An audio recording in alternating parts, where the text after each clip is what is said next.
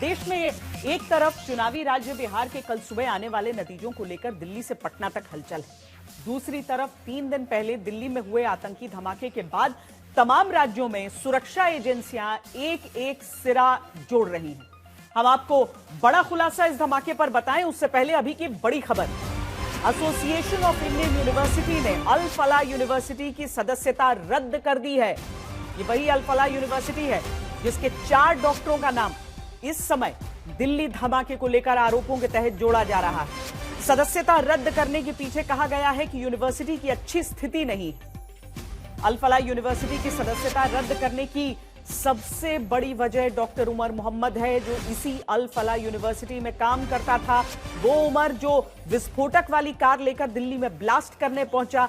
उमर के अब तक कुल 8 वीडियो धमाके वाले दिन के सामने आ चुके हैं। उमर के अब तक कुल 8 वीडियो धमाके वाले दिन के सामने आ चुके हैं, जो बताते हैं कि उमर मोहम्मद धमाके से करीब 11 घंटे पहले से उसी जगह पहुंचा था जहां से विस्फोटक लेकर मुजम्मिल फरीदाबाद में जमा कर रहा था। सवाल नंबर 1, धमाका हड़बड़ाहट में दिल्ली में किया गया तो पार्किंग में 3 घंटा 29 मिनट क्यों डॉक्टर उमर बैठा रहा? सवाल नंबर 2, धमाका बहुत प्लानिंग के साथ किया गया तो फिर 650 मिनट दिल्ली में धमाके से पहले क्यों डॉक्टर उमर घूमता रहा? सवाल नंबर 3, टेरर मॉड्यूल के साथी उमर के पकड़े जा चुके थे तो मस्जिद में किससे मिलने धमाके से पहले उमर गया था? सवाल नंबर 4, उमर का प्लान फिदाइन बनकर हमला करना था या फिर कार में धमाका करके आगे भागने की तैयारी थी? 4 सवालों के चक्रव्यूह में दिल्ली का ब्लास्ट है। 3 दिन बाद भी धमाके की जगह से थोड़ी दूरी पर शरीर के अंग बिखरे हुए मिल रहे हैं, जिसकी फॉरेंसिक जांच के लिए ले जाया गया।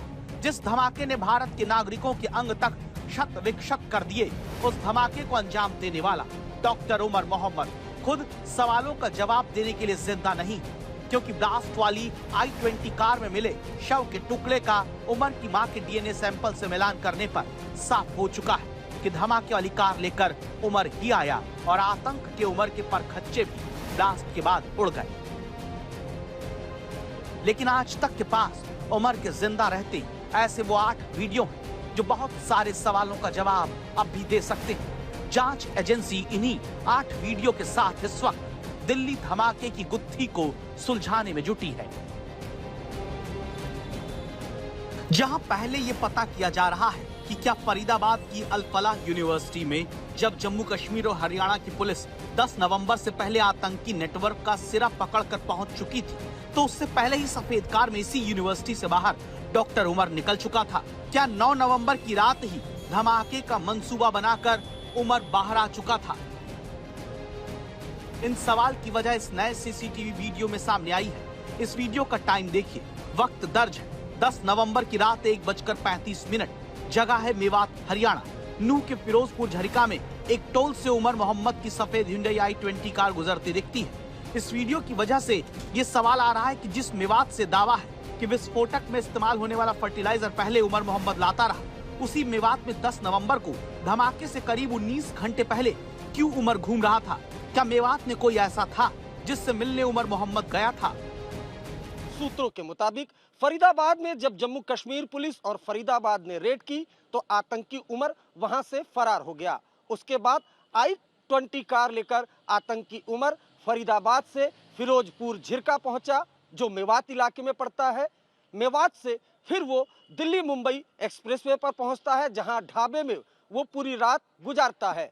कार में ही वो सोता है। अगर मेवात से विस्फोटक लेकर 9 नवंबर की रात से ही उमर निकल पड़ता है, तो फिर रात में क्यों ढाबे पर जाकर सो जाता है? क्या उमर का प्लान ये था कि आगे चलकर वो इस विस्फोटक को धमाके लायक बनाएगा?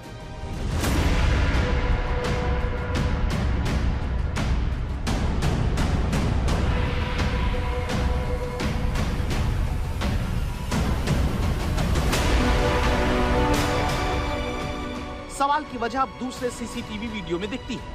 ये 10 नवंबर की सुबह 8:02 का वीडियो है, जब दिल्ली में अपनी कार से उमर एंट्री करता है। बदरपुर बॉर्डर पर टोल का ये वीडियो है। इस वीडियो में मास्क लगाकर कार में अकेला उमर बैठा दिखता है। बार बार सीसीटीवी कैमरे की तरफ नजर करता है। इस कार में पीछे एक बैग भी दिखता है। क्या इस बैग में ही वो विस्फोटक था जिसे आगे कार में फिट किया जाना था? अगर हां, तो फिर इस बात का जवाब अब एजेंसियों को खोजना है कि जिसके साथ डॉक्टर मुजम्मिल, डॉक्टर शाहीन को 2900 किलो विस्फोटक के साथ पहले पकड़ा जा चुका था, उन सब का साथी उमर मोहम्मद कैसे दिल्ली में आराम से दाखिल हो गया? क्या जांच एजेंसियां अल फलाह यूनिवर्सिटी के चंद डॉक्टर के हाथों चलते टेरर मॉड्यूल तक तो पहुंच गई, लेकिन तब तक उमर का नाम, उमर का चेहरा उनके रडार में कहीं था ही नहीं। आतंक के साथी पकड़े जा रहे हैं। विस्फोटक पकड़ा जा चुका था। जम्मू कश्मीर से लेकर यूपी और हरियाणा तक 2 साल से फैला आतंक का नेटवर्क तोड़ा जा रहा था। उमर मोहम्मद को पता था कि पुलिस के हाथ कभी भी उस तक पहुंचने वाले हैं। वो भाग सकता था, छिप सकता था, लेकिन उमर भागने की जगह धमाका करना तय करता है। क्या इसीलिए क्योंकि वो विदेश में बैठे अपने हैंडलर के निर्देश मान रहा था? वो हैंडलर कहां बैठा था, क्या कह रहा था, किस जरिए से बात हो रही थी, इन सब पर आपको खबरदार करेंगे। लेकिन पहले सीसीटीवी वीडियो की इस तहकीकात में आगे का टेरर रूट देखते हैं, जहां अब तक मास्क लगाकर कार लेकर घूमता उमर मोहम्मद धमाके से करीब 4 घंटे पहले मास्क उतारकर चेहरा दिखाता नजर आता है।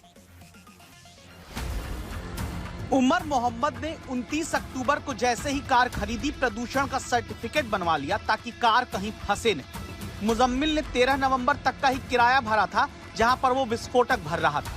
और लखनऊ में शाहीन के भाई परवेज ने धमाके के 7 दिन पहले अचानक इंटीग्रल यूनिवर्सिटी से अपना इस्तीफा दे दिया था। तो क्या प्लान 14 नवंबर से पहले ही धमाके का था? इन सवाल के बीच दिल्ली में 10 नवंबर को धमाके से 10 घंटे 39 मिनट पहले सुबह 8:13 पर बदरपुर टोल प्लाजा से दिल्ली में एंट्री करता उमर मोहम्मद दिखा। अकेले कार लेकर चलता उमर मोहम्मद इसके बाद क्या कहीं और गया था? सवाल इसलिए है क्योंकि 3 दिन बाद अब तक सैकड़ों सीसीटीवी वीडियो खंगाल चुकी जांच एजेंसियों को सुबह 8:13 के बाद सीधे 10 नवंबर को फिर 2:04 पर उमर की कार दिल्ली में नजर आती है, जब वो कनॉट प्लेस में अपनी कार सर्किल के भीतर घुमाता देखता है। कनॉट प्लेस से संसद भवन केवल 3 किलोमीटर दूर है। दावा है कि विस्फोटक उमर की कार में था, लेकिन उसे डर नहीं था या फिर उसे इंतजार किसी और का था। वो दिल्ली के दिल में घूमता रहा, तब कहीं भी उसने विस्फोट क्यों नहीं किया? दोपहर 2 बजे तक कार लेकर घूमते उमर ने धमाका क्यों नहीं किया? क्या उमर के पास विस्फोटक था, लेकिन मंसूबा कुछ और था? क्योंकि धमाके से करीब 4 घंटे पहले इकलौती बार 10 नवंबर को वो वक्त आया जब कैमरे में उमर मोहम्मद का चेहरा साफ साफ दिखता है। मास्क उतरा हुआ, सड़क पर पैदल चलता हुआ ये नजर आता है। इसके बाद कुछ ही देर में उमर मोहम्मद रामलीला मैदान के कोने में तुर्कमान गेट के सामने फैज़ इलाही मस्जिद में जाता दिखता है। इस मस्जिद में तबलीगी जमात का काम होता है, जैसे निजामुद्दीन मरकज में। इस मस्जिद के भीतर जहां धमाके से पहले उमर गया, वहां निजामुद्दीन मरकज से अलग होकर ही गुट ने तबलीग की जमात का काम शुरू किया है। अब यहाँ क्या उमर किसी से मिलने पहुंचा था? दिल्ली आतंकी हमले की आतंकवादी उमर उन नबी सुनहरी बाग मस्जिद में 3 घंटे समय बिताता है, ये बात सबको पता है। लेकिन उससे पहले वो कहाँ गया था? जब इसकी छानबीन करने निकली दिल्ली पुलिस, तो ये जो फैज़ इलाही मस्जिद है जो तुर्कमान गेट पे स्थित है, उसके बारे में पता लगा। ये बताया जा रहा है कि कुल 2:30 बजे 10 तारीख को, जिस दिन वो ब्लास्ट करता है, पहले वो इसी फैज़ इलाही मस्जिद में आता है। कुल 10 से 15 मिनट का समय वो यहाँ बिताता है और उसके बाद वो गाड़ी घुमा के सुनहरी बाग मस्जिद की जो पार्किंग लॉट है, जो T5 पार्किंग लॉट है, वहीं पे पहुंच जाता है। अगर देख लेता कोई आदमी, पता लग जाए, आज भी पता लग जाए कि आतंकी है, उसने ये बुरा काम किया है जो लाल किले पे हुआ है, तो लोग जान से मार देंगे उसे, छीछड़े कर देंगे, चीर देंगे उसको, बच्चा। सुनने के बाद भी वो दिल में वो होता है, दर्द पैदा होता है। कैसे कैसे लोगों के साथ हालत खराब हुए हैं। मस्जिद से निकलने के बाद के 2 और वीडियो सामने आए, जहां धमाके वाले दिन सोमवार को 3:19 पर सुनहरी मस्जिद की पार्किंग में डॉक्टर उमर धमाके वाली कार लेकर दाखिल होता है। मुंह पर मास्क लगा, कार में कोई और नजर नहीं आता। फिर इसके बाद शाम 6:48 पर पार्किंग से निकलता है। इस बीच सीसीटीवी वीडियो में दावा होता है कि 3 घंटा 29 मिनट तक डॉक्टर उमर लगातार कार के भीतर ही बैठा रहा। तो क्या जो विस्फोटक कार में था उसे धमाके लायक पार्किंग में ही बनाया गया? क्या लाल किले के पास भीड़ बढ़ने का निर्देश मिलने के बाद धमाके की कार लेकर उमर निकला था? क्योंकि केवल 3 मिनट के भीतर पार्किंग से निकलने के तुरंत बाद लाल किले के पास उमर की कार पहुंचती है, धमाका हो जाता है। ये धमाके के वक्त का ही नया वीडियो है जहां उमर भी धमाके में उड़ जाता है। अब 3 दिन बीत चुके, बहुत कुछ पता होना बाकी। सबसे ज्यादा जरूरी है ये पता चलना कि उमर ने आखिरी वक्त में किससे और कैसे बात की। आखिरी वक्त में क्या वो किसी से मिला था? मस्जिद के भीतर किससे मिलने उमर गया था? दिल्ली दहल गई, लेकिन इस बार का धमाका पुराने धमाकों जैसा नहीं है। लाल किले के पास I-20 कार में हुआ विस्फोट तकनीकी और रणनीतिक दोनों दृष्टि से अलग है।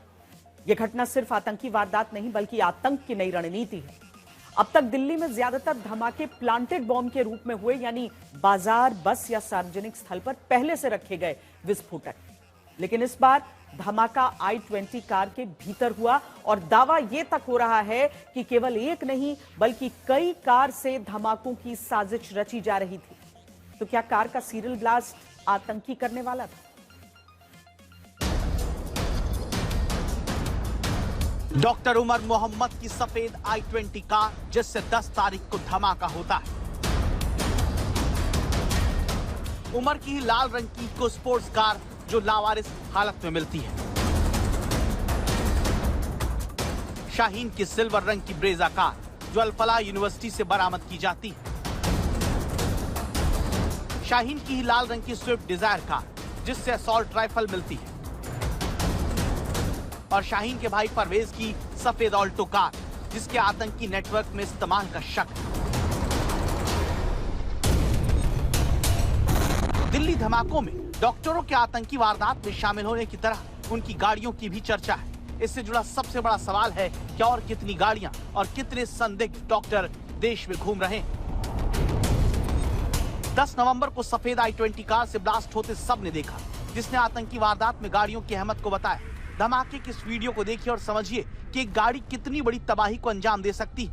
विस्फोटक से भरी I-20 कार ही थी जिसने इतने बड़े धमाके को अंजाम दिया। आसपास की गाड़ियां और उसमें बैठे लोग उड़ गए। इसीलिए दिल्ली ब्लास्ट के बाद उमर की लाल रंग की इको स्पोर्ट्स कार के बारे में जैसे ही जांच एजेंसियों को पता चला, तुरंत सब चौकन्ने हो गए। तुरंत इस लाल रंग की इको स्पोर्ट्स कार को ढूंढने में एजेंसियां जी जान से जुट गई। 2 दिन तक चले अभियान के बाद उमर की इको स्पोर्ट्स कार फरीदाबाद के एक गांव में सुनसान हालत में मिलती है, जिसकी जांच के लिए तुरंत CFSL की टीम को बुलाया गया और NSG बम निरोधक दस्ते के साथ पहुंच गई। DL10C के 458 नंबर वाली इस गाड़ी को लेकर सवाल उठे कि इस गाड़ी को यहाँ किसने खड़ा किया, कितने समय से यहाँ खड़ी थी, किसने इसे चलाया। लेकिन इससे भी बड़ा सवाल है कि इस गाड़ी के बारे में पुलिस को पता कैसे चला और इस गाड़ी का आगे क्या इस्तेमाल होना था। इस गाड़ी की जानकारी एजेंसीज को तब लगी जब I-20 गाड़ी को पुलिस लगातार ट्रैक कर रही थी, उमर के लोकेशंस ट्रैक कर रही थी कि क्या उमर जब फरीदाबाद से निकला तो फरीदाबाद से निकलने के बाद किसी ने उसकी मदद की, उसने किसी से मदद मांगी। दरअसल अगर कोई स्लीपर सेल एक्टिव है तो उसके बारे में पता लग सके ताकि उन्हें तमाम लोग जो इस पूरे मॉड्यूल के जो डॉक्टर्स के जैश के इस मॉड्यूल को मदद कर रहे थे उन सबको पकड़ा जाए।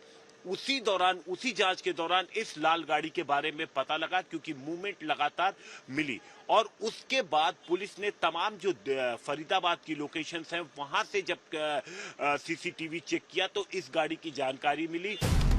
लाल किले के पास धमाके के बाद जांच एजेंसियों को शक था कि कहीं इस गाड़ी में भी विस्फोटक तो नहीं, क्योंकि उन्हें जो जानकारी मिली उसमें साफ था कि 2-2 के ग्रुप में अलग अलग गाड़ियों से धमाके करने की साजिश रची गई।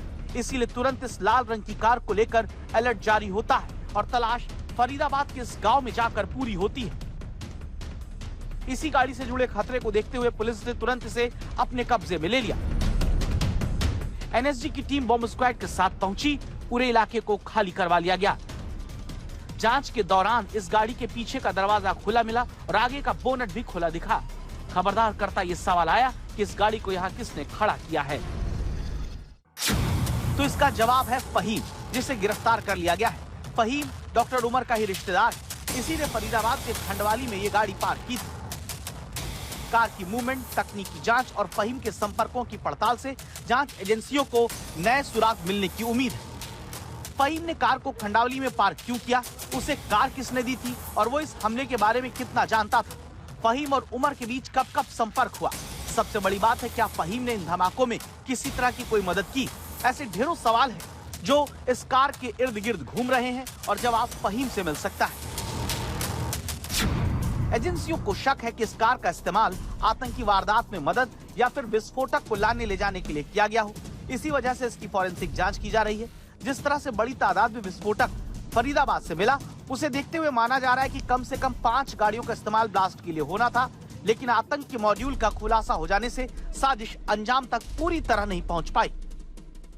ये कहा गया था कि इस गाड़ी से जो तमाम अमोनियम नाइट्रेट है, जो जगह जगह से खरीदे गए थे, प्रोक्यूर किए गए थे, उन सबको इसी गाड़ी में रख करके जो धौज विलेज का जो रेंटेड अकोमोडेशन था, जो जिसे मुजम्मिल ने लिया था, और दूसरा जो फतेहपुर तगा विलेज था जहां पर उसने एक घर किराए पे लिया था, अमोनियम नाइट्रेट वहां पर रखे थे, तमाम आईडी बनाने के सामान रखे थे, वो इसी गाड़ी से ट्रांसपोर्ट किए गए थे। जिसके बाद यहां पर 24 घंटे की जांच के बाद एफएसएल और तमाम पुलिस की टीम उसे अपने साथ ले गई है।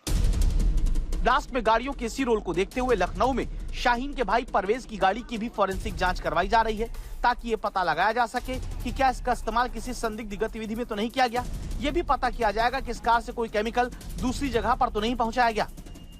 परवेज के घर जिस दिन यूपी एटीएस और जम्मू कश्मीर की पुलिस ने रेड की, यहां से एक गाड़ी बरामद हुई जिसका नंबर सहारनपुर का निकला। अब वो गाड़ी थाने पर खड़ी है और उस कार की अब फॉरेंसिक जांच भी होगी। पता लगाया जाएगा आखिर कहां कहां वो गाड़ी गई थी, ये तार कहां कहां जुड़े हैं। सहारनपुर से लेकर दिल्ली रेड फोर्ट का जो ब्लास्ट, उस तक ये सारे तार यूपी एटीएस और यूपी पुलिस अब जोड़ रही है।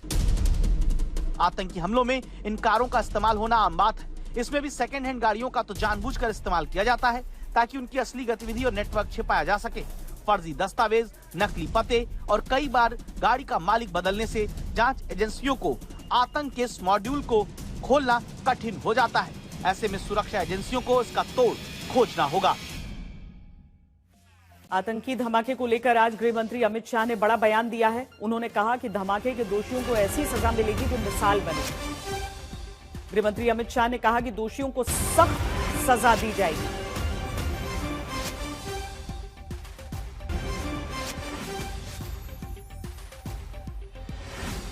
હું આ તબક્કે એટલું કહેવા માંગુ છું કે બોમ્બ બ્લાસ્ટની કાર્યવાહી કરવાના સૌ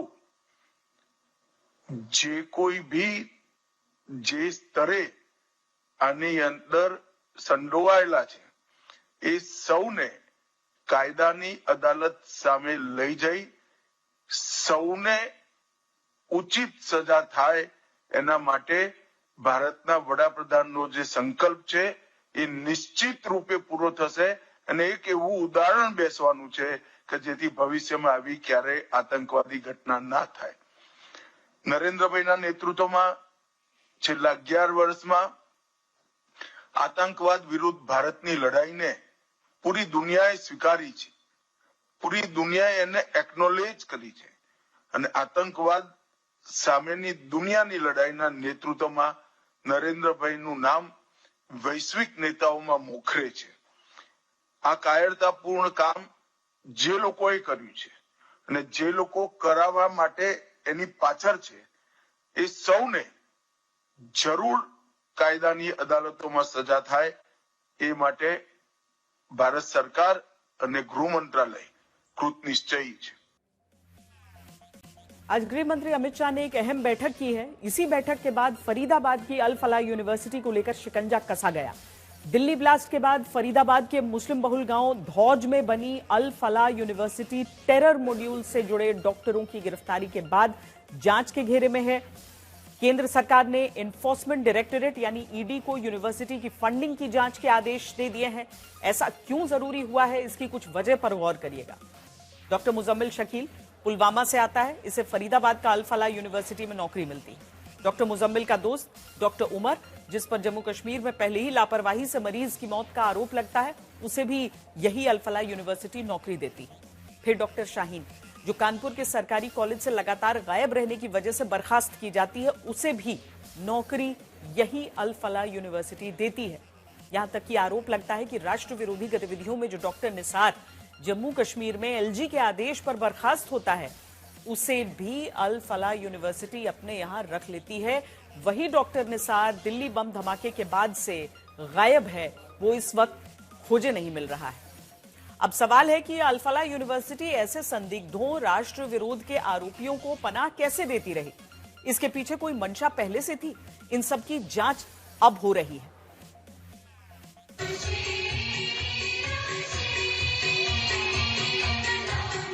ये कश्मीर की ताजा तस्वीर है, जहां शांति है, संगीत है, जहां श्रीनगर में 3 दिन का इंटरनेशनल फिल्म फेस्टिवल चल रहा है ताकि कश्मीर में फिल्म कल्चर को वापस मजबूत किया जा सके। लेकिन इसी कश्मीर से निकले doctor Umar, doctor Muzammil, doctor Nisar और कश्मीर के मुजम्मिल की लखनऊ वाली दोस्त डॉक्टर शाहीन सब आकर एक कॉलेज में मिलते हैं, फरीदाबाद की अल फलाह यूनिवर्सिटी।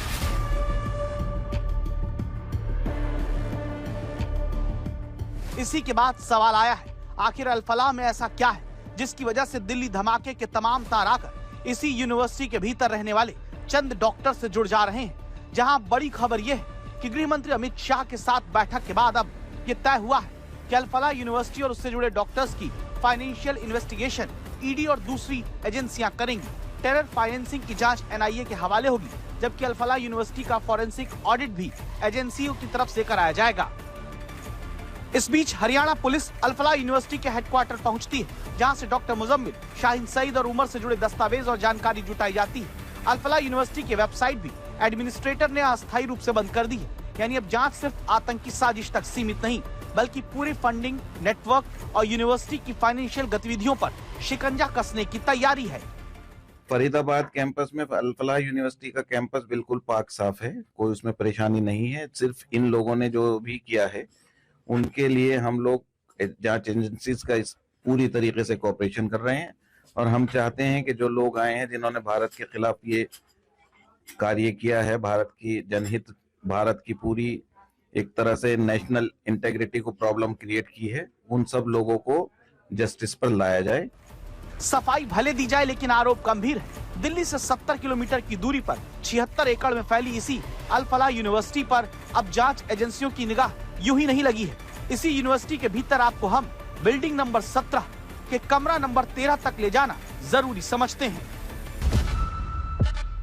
लेकिन डॉक्टर उमर ने आतंक का सीक्रेट मीटिंग पॉइंट फरीदाबाद की इस अल फलाह यूनिवर्सिटी को बनाया, जो पूरी साजिश का सबसे बड़ा सेंटर बनकर सामने आ रहा है।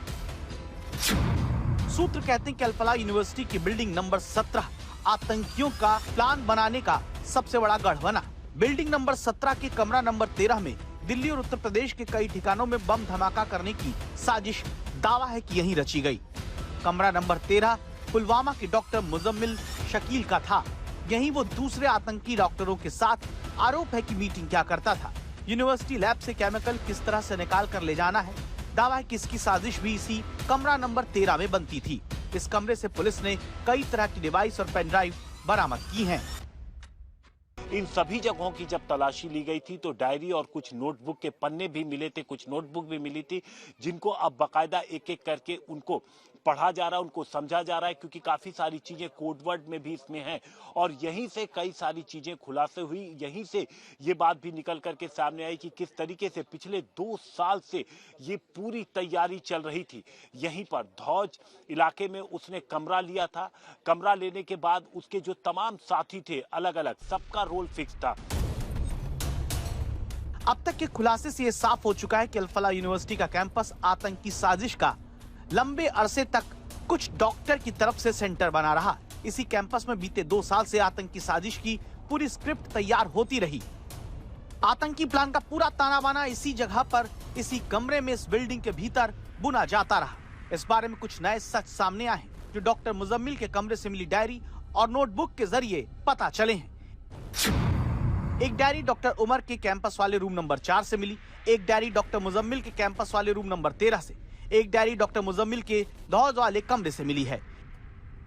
इन 3 डायरी में आतंकी साजिश के कई पन्ने दर्ज हैं और ये पन्ने इशारा करते हैं कि इरादा कितना खतरनाक था।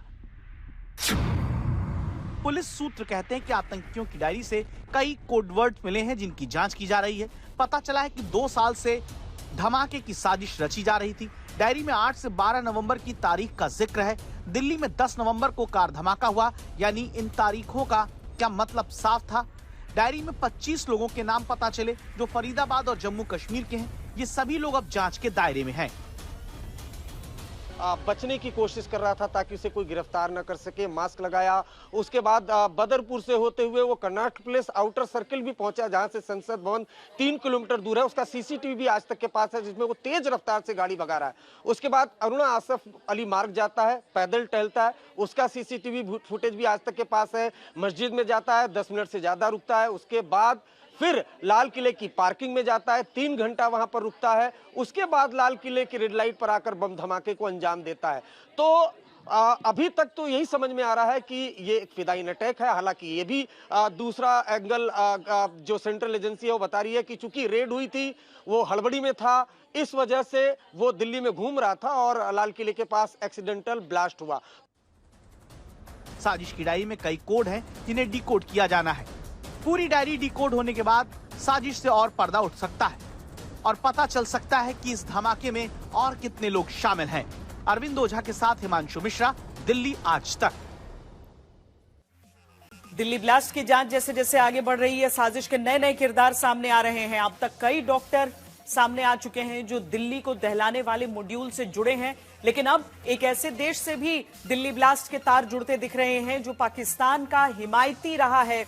इस देश का नाम है तुर्की, जिसके अंकारा में जाकर उमर और मुजम्मिल ने हैंडलर से मुलाकात की थी। तो दुनिया के बदले माहौल में पाकिस्तान को लगता है कि वो दोबारा आतंकवाद के रास्ते पर खुलकर चल सकता है। पाकिस्तान में बैठे जैश ए मोहम्मद के आतंकी हो या फिर उसका सरगना मसूद अजहर, हर कोई ऑपरेशन सिंदूर का बदला लेने को बेताब है। बांग्लादेश में मोहम्मद यूनुस के आने के बाद से वहां लश्कर जैसे आतंकवादी संगठन अपने पांव पसारने में जुटे, लेकिन तुर्की में बैठे हैंडलर से दिल्ली ब्लास्ट के आतंकियों का मिलने के लिए जाना भारत को खबरदार करने के लिए काफी है। Firstly, one border, 2 adversaries. So we saw Pakistan one side, but adversaries were 2, and if I would say actually 4 or 3 actually. So Pakistan was the front face. We had China providing all possible support. Operation Sindoor में पाकिस्तान की मदद हो। Turkey also played a very important role in providing the type of support that was there. संयुक्त राष्ट्र में पाकिस्तान का कश्मीर राग अलापना हो या फिर हिंद महासागर में भारत को घेरना। मुस्लिम देशों का नेता बनने के लिए तुर्की भारत विरोध की नीति पर चल रहा है, लेकिन क्या भारत से दुश्मनी में तुर्की आतंकियों का नया अड्डा बन गया? तुर्की की नीयत और नीति भारत को लेकर खराब होती जा रही है। इसका छोटा सा उदाहरण उसकी तरफ से दिल्ली और इस्लामाबाद में ब्लास्ट के बाद आई उसकी प्रतिक्रिया है। पाकिस्तान की राजधानी इस्लामाबाद में धमाके को तुर्की ने आतंकी वारदात बताया। पाकिस्तान में धमाके की निंदा तुर्की करता है, लेकिन दिल्ली में हुए आतंकी ब्लास्ट को विस्फोट केवल बताकर बयान की औपचारिकता पूरी कर ली। यही नहीं, इस्लामाबाद को लेकर पहले और दिल्ली ब्लास्ट को लेकर बाद में उसके विदेश मंत्रालय ने प्रतिक्रिया दी, जबकि इस्लामाबाद से पहले दिल्ली में धमाका हुआ। लेकिन तुर्की को लेकर खबरदार होने की बात इतनी भर नहीं है। दिल्ली ब्लास्ट से जुड़ी साजिश पर ताजा खुलासे में एक नया नाम सामने आया है, नाम उकासा। दिल्ली में ब्लास्ट करने वाला उमर उकासा नाम के अपने हैंडलर के संपर्क में था। उस हैंडलर की लोकेशन अंकारा बताई जा रही है। जांच एजेंसीज को शक है कि उकासा नाम ना होकर कोडवर्ड हो सकता है, क्योंकि अरबी में इसका अर्थ होता है मकड़ी। दिल्ली ब्लास्ट के 2 किरदार उमर और मुजम्मिल तुर्की गए थे। इस दौरान उन्होंने उकासा नाम के हैंडलर से मुलाकात भी की थी, ऐसा दावा है। जांचकर्ताओं ने पाया कि इनके पासपोर्ट पर तुर्की का इमिग्रेशन का मोहर लगा हुआ है। इससे पता चलता है कि इन लोगों ने तुर्की की यात्रा की। जांच एजेंसियों के मुताबिक तुर्की की यात्रा के दौरान इन्हें जबरदस्त तरीके से कट्टर बनाया गया। इस यात्रा के दौरान ही इन्होंने यह तय कर लिया था कि इन्हें कुछ न कुछ बड़ी वारदात को अंजाम देना ही देना है। तुर्की दौरे से पहले इन लोगों ने टेलीग्राम ऐप ज्वाइन किया था। ये लगभग मार्च 2022 का समय था। तुर्की के दौरे के बाद ये आतंकियों ने फरीदाबाद और सहारनपुर को चुना। दोनों के तुर्की से लौटने के बाद ये ग्रुप सारे देश में फैल गया। बड़ी और चिंता की बात यह कि गिरफ्तार डॉक्टर और आतंकी उमर एक खास ऐप के जरिए तुर्की में बैठे अपने हैंडलर से बात करते थे। हमले को अंजाम देने वाले लोग उकासा नाम के इस हैंडलर के साथ सेशन नाम के ऐप के जरिए संपर्क में थे। सेशन एक free open source messaging app है जो प्राइवेसी और सिक्योरिटी पर फोकस करता है। सेशन का मुख्य मकसद यूजर्स को बिना पर्सनल जानकारी शेयर किए सुरक्षित चैटिंग की सुविधा देना है, जिसके लिए न सिम की जरूरत है न ईमेल की।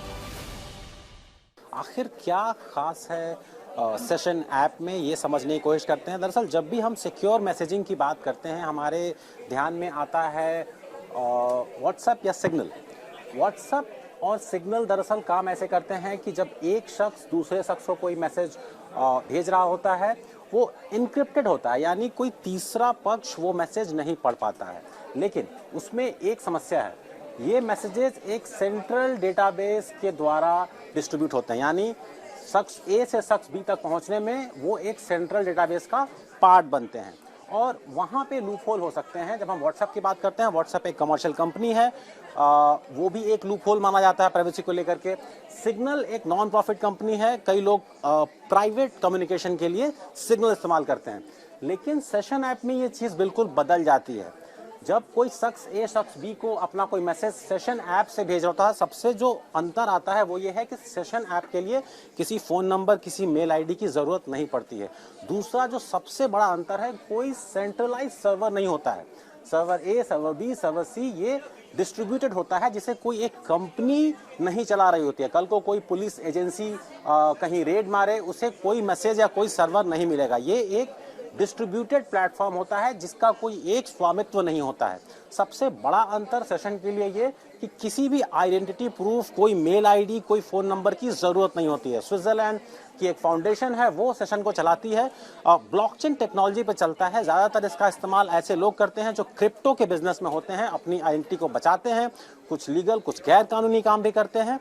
सबसे बड़ा अंतर ये, कोई सेंट्रल सर्वर नहीं होता है, कोई भी लॉ इन्फोर्समेंट चाह कर भी किसी भी तरह के फुटप्रिंट्स को, डिजिटल फुटप्रिंट्स को निकाल नहीं सकती है। तो आतंकवाद को लेकर चुनौती बढ़ती जा रही है। आतंकी बचने के लिए नई नई तकनीक का इस्तेमाल कर रहे हैं। दुनिया के बदले हालात में पाकिस्तान को भी लगता है कि वो आतंक की अपनी राष्ट्रीय नीति पर दोबारा लौट सकता है। लालच के लिए उसके राष्ट्रपति अमेरिका पर आंख मूंदने में जुटे हैं। व्हाइट हाउस अमेरिका का भी मोस्ट वांटेड आतंकी के स्वागत में बिछा जा रहा है। तब तुर्की जैसे देश भी पाकिस्तान को न सिर्फ मजबूत करने में लगे हैं बल्कि आतंकियों का नया अड्डा बनते जा रहे हैं। हालांकि तुर्की की तरफ से इन आरोपों पर सीधे इनकार हो रहा है, लेकिन उसकी हरकतों को देखते हुए यकीन नहीं होता। अब बात बिहार की, जहां कल नतीजे आने हैं और इससे पहले आरजेडी की तरफ से दिए गए बयानों से माहौल गर्मा गया है। आरजेडी की तरफ से कहा जा रहा है कि अगर काउंटिंग रुकी तो नेपाल जैसा हाल होगा। आरजेडी और महागठबंधन लगातार काउंटिंग में धांधली की आशंका जता रहे हैं।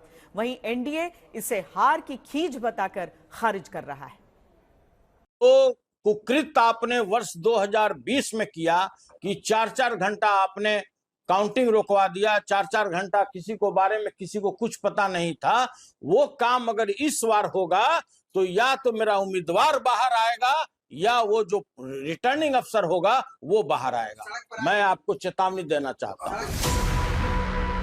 बिहार में आरजेडी के एमएलसी सुनील सिंह की इस धमकी ने चुनाव की भागदौड़ के बाद छाई सुस्ती को उड़न-छू कर दिया।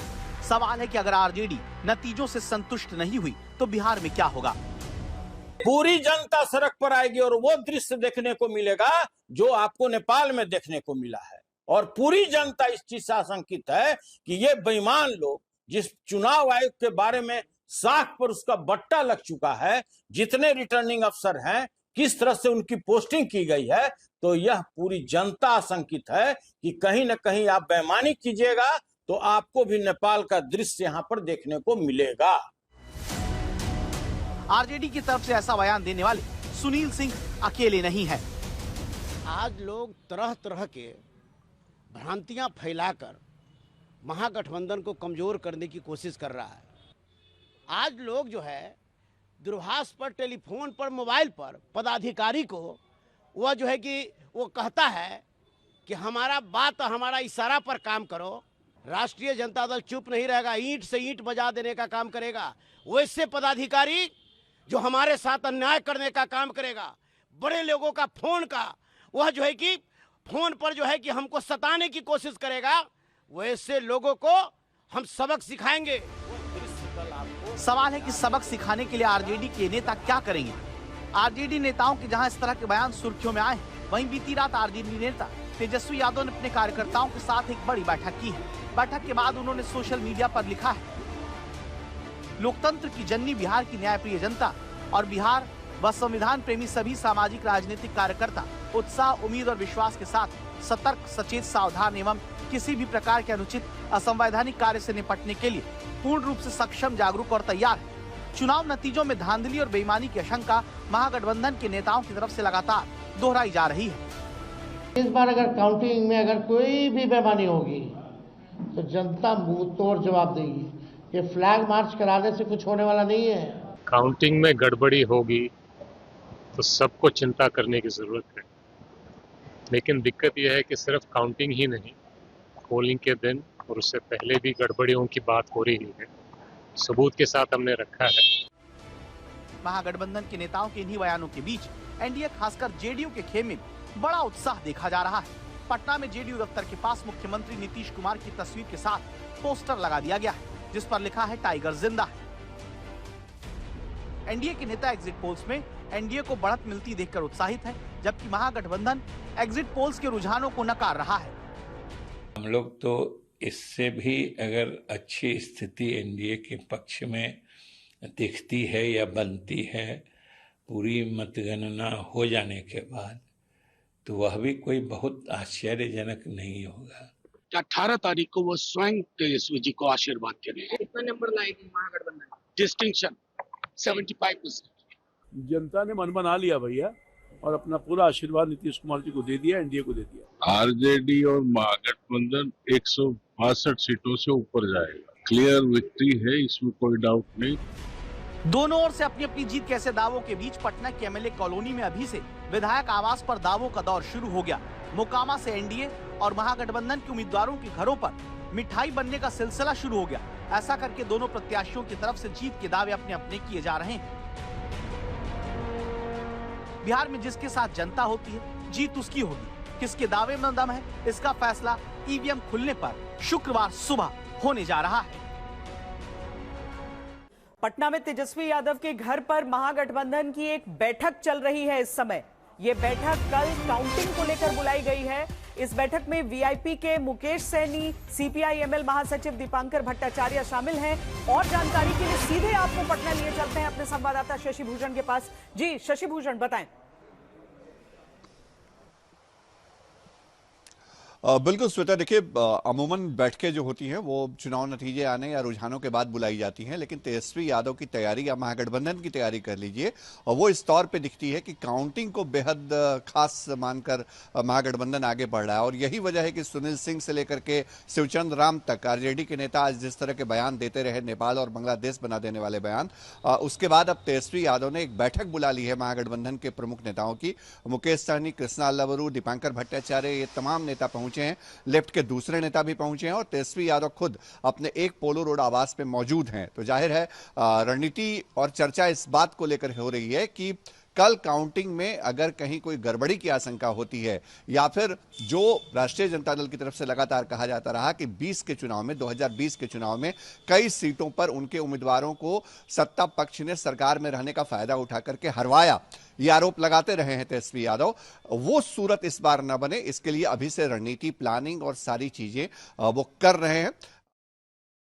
एक बड़ी और दर्दनाक खबर आपको हम दे दें। पुणे में एक हादसे में 8 लोगों की मौत हो गई है। पुणे में यह हादसा एक ब्रिज पर हुआ, जब एक ट्रक 5-6 गाड़ियों से एक साथ टकराता चला गया। जो जानकारी हासिल हो रही है उसके अनुसार 8 लोगों की इसमें जान जा चुकी है।